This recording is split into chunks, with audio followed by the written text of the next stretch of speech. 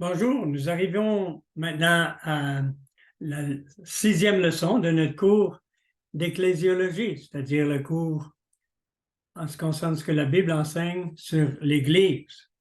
Et le titre de cette sixième leçon, c'est « Formant une Église locale ». Dans son livre « Je bâtirai mon Église », Alfred Kewen mentionne la construction du tabernacle dans le désert, dans le temps de Moïse, nous rappelant que Dieu lui avait dit de construire exactement selon le modèle qu'il lui avait révélé dans la montagne. Il ajoute, lorsque Jésus-Christ commença à bâtir son Église, il avait son plan. Il n'a certainement pas pu envisager de construire au hasard, d'autant plus qu'il était l'architecte par excellence. Ce plan, il l'a communiqué aux constructeurs, c'est-à-dire aux apôtres, soit par son enseignement oral, soit après son départ, par les directives transmises par le Saint-Esprit. Nous voyons cette partie-là dans l'Évangile de Jean, chapitre 16, verset 13, et Acte 13, 2, Acte 15, 28. Et ce que les apôtres ont fidèlement suivi. Les églises que nous discernons à travers les écrits des apôtres, dans les actes et les épîtres, sont donc des églises construites selon le plan de Dieu, des églises qui correspondent à son idée, à sa volonté. Maintenant, les églises historiques n'ont pas suivi dans la majorité ce modèle, malheureusement, et qu'on ajoute les groupements religieux nés de l'évolution historique de ces églises primitives vers un type différent ne pourront plus prétendre à cette conformité au plan de Dieu. L'idée que l'Église devrait évoluer au cours des siècles sous la conduite du Saint-Esprit est inconnue des apôtres. Elle n'a d'ailleurs été introduite dans l'Église catholique qu'au début du 19e siècle par J.A. Moeller. Et dans une note au bas de la page, Kewen explique, l'Église catholique, comme la plupart des grandes églises, repose sur l'axiome hegelien que tout ce qui est devrait être. Brunner critique très pertinemment ce principe de tolérance historique en disant que si tout ce qui est historique est accepté sans critique, simplement parce que c'était et que c'est devenu, nous n'aboutissons qu'à des contradictions. Alors, il nous faut approuver à la fois l'Église catholique et le protestantisme, à la fois l'Ancien Régime et la Révolution, en même temps la foi et le nihilisme. Il faut dire en même temps oui et non. Dans 1 Corinthiens 4, verset 6, nous lisons ce que Paul dit, « Afin que vous appreniez à ne pas aller au-delà de ce qui est écrit. » Dans Jude, verset 3, nous lisons « Je me suis senti obligé de vous envoyer cette lettre pour vous exhorter à combattre pour la foi qui a été transmise aux saints une fois pour toutes. » Il faudrait donc, si nous voulons savoir comment former une église locale de nos jours, étudier le plan que nous voyons dans le livre des Actes et dans les Épîtres. Et nous devons nous limiter à cela. Dans ces derniers siècles, depuis la Réforme, il y a eu des efforts de retourner au plan biblique de l'Église. Les réformateurs du 16e siècle, comme Luther, Zwingli et Calvin, ont insisté sur le fait que la Bible devait être la seule source de croyance pour l'Église, que les Églises devaient être formées sur le modèle biblique. Malheureusement, non seulement que les réformateurs ont décidé de ne pas pousser la réforme jusqu'au bout, mais ceux qui les ont suivis se sont efforcés à bâtir l'Église selon le modèle de pensée de Luther, de Zwingli ou de Calvin, au lieu de sur la Bible, reniant ainsi ce que les mêmes réformateurs avaient cherché à faire. En même temps, il y avait le mouvement anabaptiste, ou mieux dit, les mouvements anabaptistes, puisqu'il y avait de la vérité parmi eux. Et ceux-ci ont été systématiquement rejetés par ceux qui suivaient la réforme. Après cela sont venus les mouvements baptistes, méthodistes, frères, pentecôtistes, libres et autres. qui ont tous cherché chacun à leur façon de retourner aux sources. Chacun de ces mouvements a mis l'emphase sur différents aspects de l'enseignement du Nouveau Testament. Pour ce qui nous concerne, toutefois, il serait beaucoup plus utile d'examiner la formation des diverses églises dans le Nouveau Testament, parce que c'est ça notre autorité. Commençons avec l'Église de Jérusalem. Dans Actes 2, 1 à 36, on voit la démonstration et la prédication de l'Évangile. Dans Actes 2, 37 à 41, on voit la repentance, la foi, le baptême de 3000 nouveaux croyants. Et dans Actes 2, 42, on voit les 4 activités fondamentales de l'Église locale. Regardons quelles sont ces 4 activités. Il y a l'enseignement des apôtres d'abord. Et aujourd'hui, nous devons être en train d'enseigner l'Ancien et le Nouveau Testament. Les apôtres du temps ont dû enseigner l'Ancien Testament, mais ils étaient en train de produire le Nouveau Testament par leur enseignement. Il y avait l'enseignement pour toute l'Église. Et pas seulement pour certaines personnes choisies. C'est un enseignement qui va bien au-delà du sermon du dimanche. C'est pas suffisant, ça. C'est excellent, c'est important d'être là pour le sermon du dimanche, mais ce n'est pas suffisant. Ça prend beaucoup plus d'enseignement que ça. Deuxième aspect que nous voyons dans Acte 2, 42, c'est la communion fraternelle. Nous avons besoin les uns des autres. Nous avons des besoins matériaux, physiques, que souvent seulement d'autres croyants peuvent rencontrer. Nous avons des besoins émotionnels que seulement d'autres croyants peuvent comprendre. Nous avons des besoins spirituels et nous, les croyants, avons tous la responsabilité de nous aider les uns les autres dans ce domaine. Troisième aspect, c'était de rompre le pain.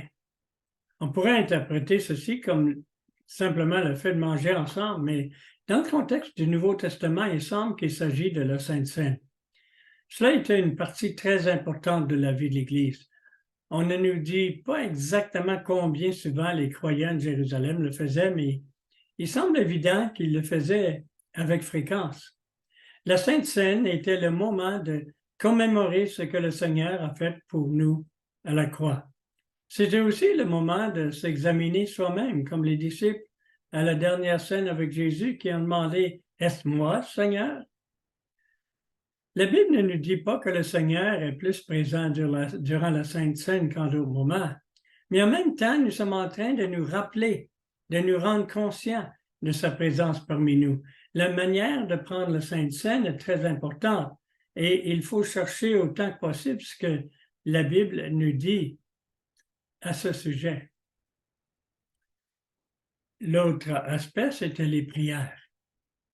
Les premiers croyants voyaient la prière comme étant le privilège exclusif du chrétien. Et en même temps, que c'était un travail à accomplir. Il y avait des pétitions personnelles, il y avait les intercessions pour d'autres personnes, et il y avait la louange. Si bien de nos jours, il peut s'agir de quelques moments dans le culte, parce qu'on est censé de le faire. Il semble que pour les croyants à Jérusalem, il s'agissait d'une activité bien plus délibérée. Ils priaient ensemble quand il y avait un besoin particulier. Dans le livre des Actes, chapitre 4, 23 à 33, nous voyons comment Pierre et Jean, après avoir été arrêtés et menacés par les autorités, se sont immédiatement rendus chez les siens pour les exposer la situation. Et nous voyons comment les croyants se sont réunis dans la prière. Mais nous pouvons voir aussi que les réunions de prière étaient une chose régulière. Ils se réunissaient un certain jour pour prier. C'est pour cela que Pierre, dans Actes chapitre 12, après avoir été libéré de la prison par l'ange, a su exactement où aller pour se rencontrer avec les autres croyants. Ils étaient en train de prier dans la maison de Marie, la mère de Jean-Marc. Ce serait intéressant de voir tout l'enseignement du Nouveau Testament au sujet de la prière. Un autre cours pourrait être dédié à ça peut-être. Dans les versets 43 à 47 de Actes chapitre 2, nous pouvons voir 6 applications locales de toutes ces différentes activités que nous avons mentionnées. Au verset 44, ça dit « Ils restaient dans le même lieu ». Ceci est une application de la communion les uns avec les autres. Sûrement un grand nombre venait d'en dehors de Jérusalem. Ceux-ci ne pouvaient pas vivre dans leur propre maison. Cela serait normal qu'ils vivent avec les autres croyants. La communion les uns avec les autres était interprétée localement selon le besoin et l'opportunité qu'il y avait. Aussi, le fait de rester dans le même lieu les a permis de recevoir un enseignement intensif de la part des apôtres. Alors là, nous voyons communion et enseignement. Il y avait la communauté des biens, au verset 44 et 45. Ceci est une autre application de la communion les uns avec les autres. Nous voyons par la suite quelques exemples de la communauté des biens, ce qui ne signifie pas nécessairement que tous leurs biens appartenaient à tous. Dans l'agissement hypocrite d'Ananias et Saphira, dans Actes chapitre 5, nous voyons qu'ils n'étaient pas obligés de tout partager. Et ce n'était pas tout le monde qui le faisait. Ces deux hypocrites n'ont pas été condamnés pour leur manque de générosité, mais plutôt pour leur hypocrisie. Il s'agissait ici plutôt d'une générosité de la part des croyants, les uns envers les autres, comme interprétation de la communion les uns avec les autres, à cause d'un besoin actuel.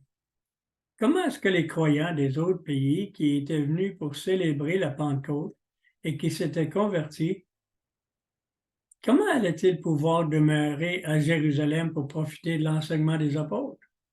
Pour qu'ils ne retournent pas dans leur pays respectif dans l'ignorance, ils devaient rester pour un temps à Jérusalem. Mais ils n'avaient pas ramené toute leur possession avec eux. Donc, ils avaient besoin de l'aide. Il peut y avoir eu d'autres raisons aussi pour cela.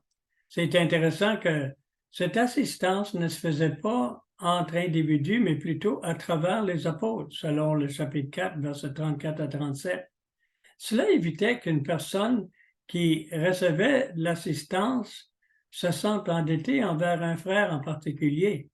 En plus, les autorités de l'Église locale qui administraient l'assistance pouvaient faire la différence entre ceux qui avaient de vrais besoins et ceux qui étaient des profiteurs. Nous pouvons voir aussi quelques principes qui nous aident à comprendre l'attitude que nous devons avoir. Mais l'application de ces principes doit dépendre des conditions de l'Église locale. Il s'agissait d'une action spécifique pour un besoin immédiat. Au verset 46, nous lisons qu'ils se réunissaient chaque jour dans le temple. Le fait de se réunir chaque jour dans le temple aurait été une application du principe de persévérer dans la doctrine des apôtres. Il y avait beaucoup d'enseignements à donner à un très grand groupe de personnes qui possiblement ne seraient plus jamais exposés aux apôtres de leur vie. Au moins 3000 nouveaux croyants avaient besoin de cet enseignement. Où est-ce qu'ils allaient l'entendre? Dans les maisons? Dans les prés? Ils avaient besoin d'un grand espace et ils avaient besoin de conditions acoustiques pour pouvoir s'adresser à tout le monde, à tant de monde. La cour du temple présentait les conditions idéales. De nos jours, nous n'avons pas de temple. Nos lieux de culte ne sont pas des temples en passant. Il y a seulement eu un seul édifice qui avait le droit d'être appelé le temple de Dieu et c'était à Jérusalem. Nous n'avons pas non plus, en général, à traiter avec des milliers de personnes à la fois, un grand nombre d'eux venant d'autres pays. Donc, pour appliquer ce principe de nos jours, il s'agit de persévérer dans l'enseignement des apôtres utilisant les méthodes et les moyens les plus pratiques que nous avons pour réunir le peuple de Dieu pour qu'il puisse entendre cet enseignement. Cela peut être un local de grandeur plus ou moins grand. Tant qu'à la fréquence, que ce soit le plus fréquent possible. Il n'y a rien qui nous dit que l'Église de Jérusalem a continué à se réunir chaque jour indéfiniment, mais je suis certain que c'était au plus fréquent possible. Dans le même verset 46, nous lisons qu'ils rompaient le pain dans les maisons. Quand il s'agissait de rompre le pain, ils se sont séparés dans des groupes plus petits. Ils ne l'ont pas fait dans la place publique, mais plutôt au lieu qui était limité à la communauté des croyants. Les maisons peuvent avoir été très grandes. Celle du style romain avait un très grand espace ou patio au centre, où il était possible de réunir un grand nombre de personnes. Mais cela aurait été très compliqué pour 3000 personnes de rompre le pain ensemble dans le temple. Dans le même verset, ça dit qu'ils mangeaient ensemble. Il paraîtrait que l'élément de la communion les uns avec les autres avait beaucoup d'importance pour l'Église de Jérusalem. Beaucoup plus d'importance que la majorité des églises semblent lui donner aujourd'hui. Les frères et sœurs invitaient les uns les autres à manger dans leur maison. C'est ainsi qu'ils pouvaient se connaître. La communion les uns avec les autres devenait quelque chose de réel et de concret. Dans trop d'églises de nos jours, les croyants ont l'habitude d'arriver au lieu de culte juste à l'heure pour le culte du dimanche matin.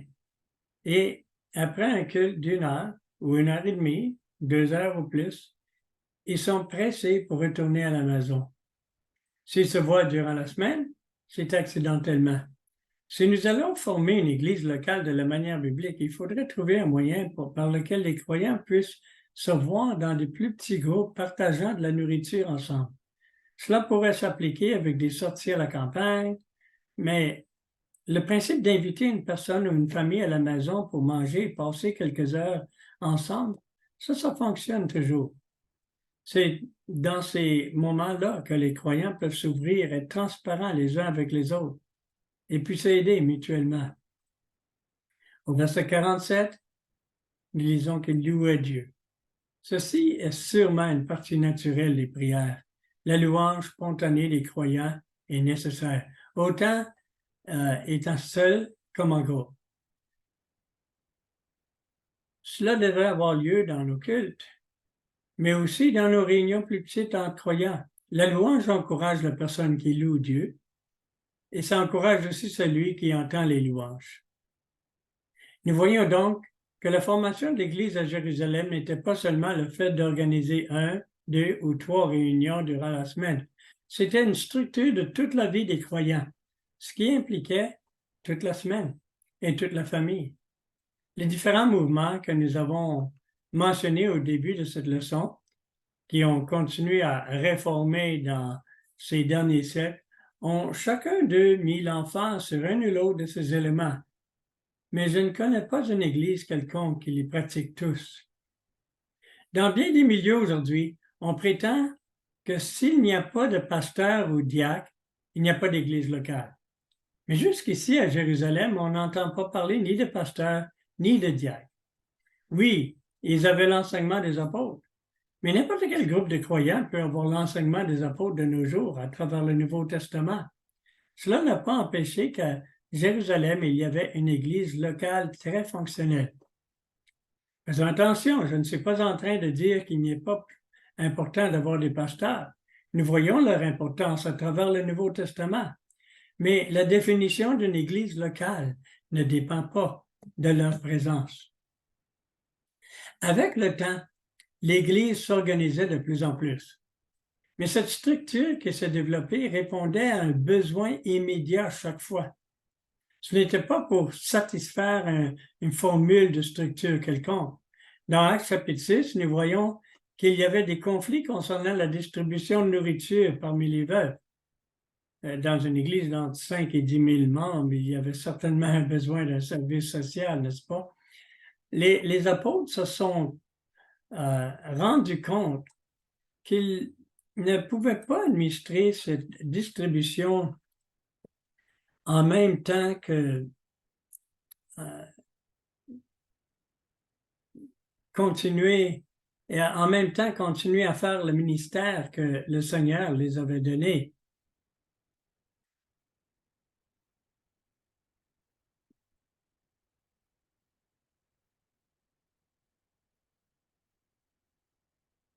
Ils ont donc fait nommer 7 hommes qui serviraient aux tables.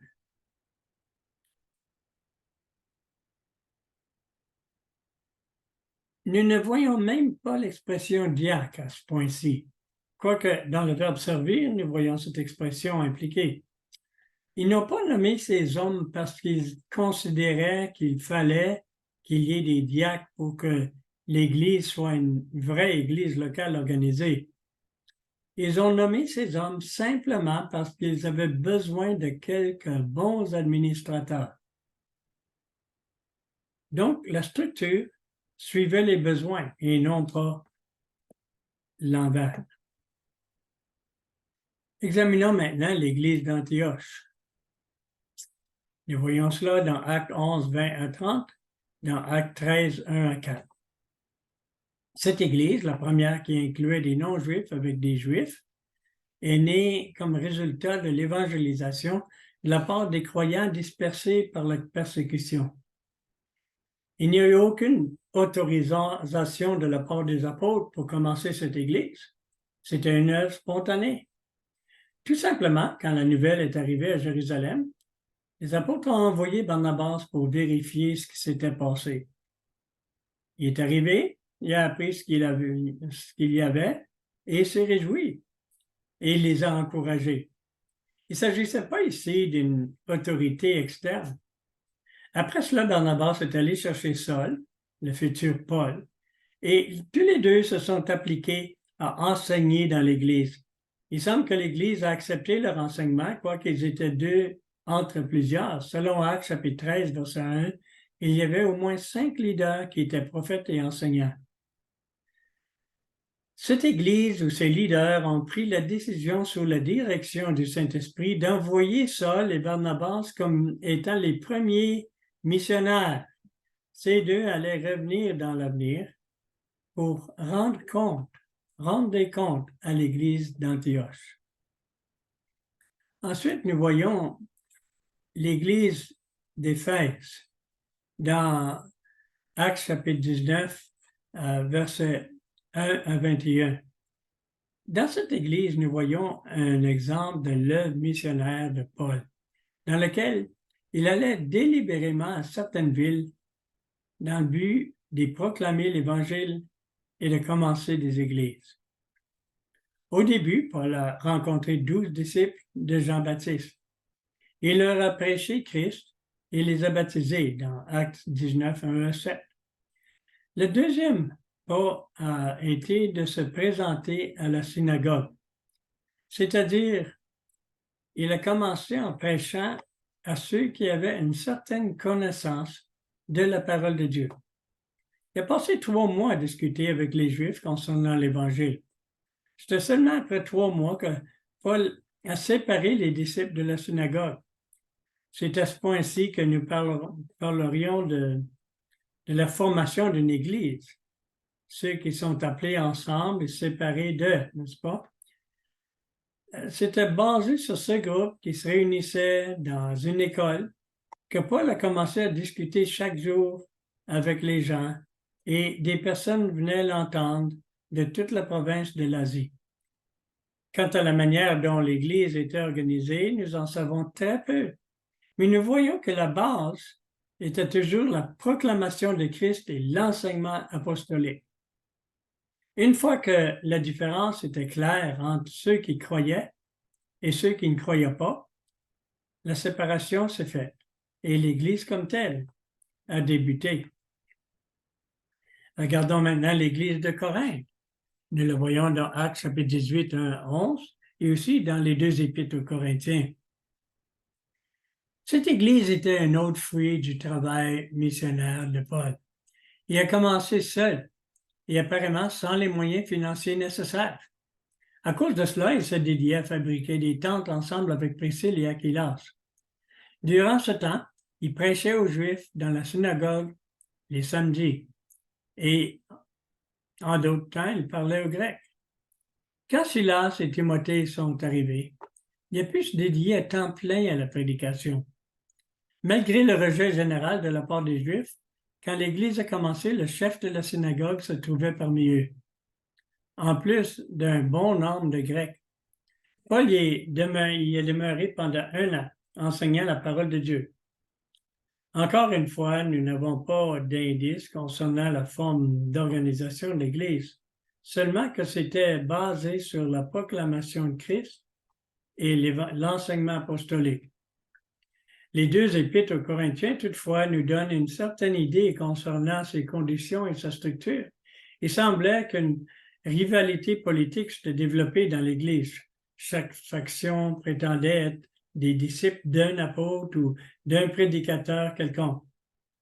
Et quelques leaders dans l'Église avaient écrit à Paul pour qu'il réponde à certaines questions. D'autres leaders s'opposaient à Paul. En plus, il y avait une séparation sociale entre les riches et les pauvres. Ils ne partageaient pas ensemble. Certains allaient au-delà de la gourmandise pour même s'enivrer durant le repas du Seigneur. D'autres membres dénonçaient leurs frères devant les tribunaux. En plus, l'immoralité sexuelle était tolérée dans l'Église. Néanmoins, c'était une Église. Dans 1 Corinthiens, chapitre 1 et verset 2, Paul s'adresse à l'Église de Dieu qui est à Corinthe. Il semble que la définition d'une Église dans le Nouveau Testament était beaucoup plus ouverte que ce qui est généralement accepté de nos jours. Cela n'enlève rien à l'insistance sur l'ordre et la discipline dans l'Église. Il s'agit de lire 1 Corinthiens pour savoir ça. Francisco Lacueva, un théologien espagnol, cite Pendleton en donnant deux définitions. D'abord, une Église est une congrégation de disciples de Christ baptisés, unis dans la croyance de ce que Christ a dit et qui sont engagés à faire ce qu'il a ordonné. Deuxièmement, ou une deuxième définition, une Église, c'est une congrégation de disciples de Christ baptisés qui reconnaissent Christ comme leur tête, qui ont confiance dans son sacrifice expiatoire pour la justification devant Dieu, qui dépendent du Saint-Esprit pour leur sanctification et qui sont unis dans la foi de l'Évangile et engagés à maintenir les ordonnances et d'obéir aux préceptes de Christ en se réunissant pour le culte et coopérant pour l'extension du royaume de Christ dans le monde. Lacueva appelle cette deuxième définition une définition descriptive et la première une définition essentielle.